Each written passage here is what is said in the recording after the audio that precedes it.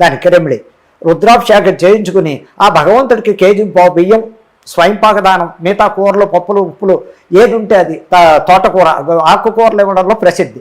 అలాంటిది అక్కడ అభిషేకం అయిపోగానే ఆ అయ్యగారికి స్వయంపాక దానం బియ్యంతో పాటు అన్నీ ఇచ్చి నమస్కారం చేసుకోవడం వల్ల కూడా ఈ ప్రభావం కొంతైనా తగ్గుతుందని చెప్పడానికి ఆస్కారం ఉంది అక్కడ. అలాగే అమ్మ ఇప్పుడు ఈ మకర రాశిలో ప్రవేశించే కుజుడు చంద్రుడు అసలు మకర రాశి కూడా చాలా టాప్. మకర రాశిలోనే పడ్డారు కాబట్టి ఈ మకర రాశి వాళ్ళకి చాలా అదృష్టం పడుతుందని చెప్పాలి. ఆ ఒక్క రాశికి మంచి జరుగుతుంది, మిగతా 12 రాశులకి ఇబ్బందులు కలుగుతాయి ఏదో విధమైన. అప్పుడు అందుకే శివుణ్ణి ఆరాధించాలి. లేదు ఈ 12 రోజులు కూడా ఓపిక ఉందండి మేము ఇంట్లోనే చేసుకుంటాం అంటే చిన్న శివలింగాన్ని చిన్నది చక్కగా పళ్ళెల్లో పెట్టుకుని పాలు నీళ్లు కొబ్బరికాయ నీళ్లు ఇలాంటివి తేనె పంచామృతాలు దగ్గర పెట్టుకోవడం, చక్కగా ఆయన ఆరాధించు 12 రోజులు చేసి ఒప్పుకుంటే.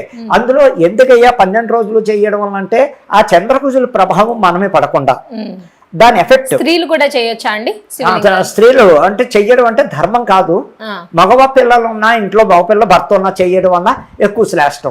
బిజీ లైఫ్ అయిపోయింది. కాకపోతే ఇంకా ప్రతి గుళ్ళకి నేను కూడా చూస్తున్నాను, ఆడవాళ్ళు కూడా శివలింగాలు కడుగుతున్నారు. నా కళ్ళ ముందు నేను చెప్పినా కూడా వింటలేదు. శాస్త్ర ప్రకారంగా శివలింగాన్ని తాకకూడదు.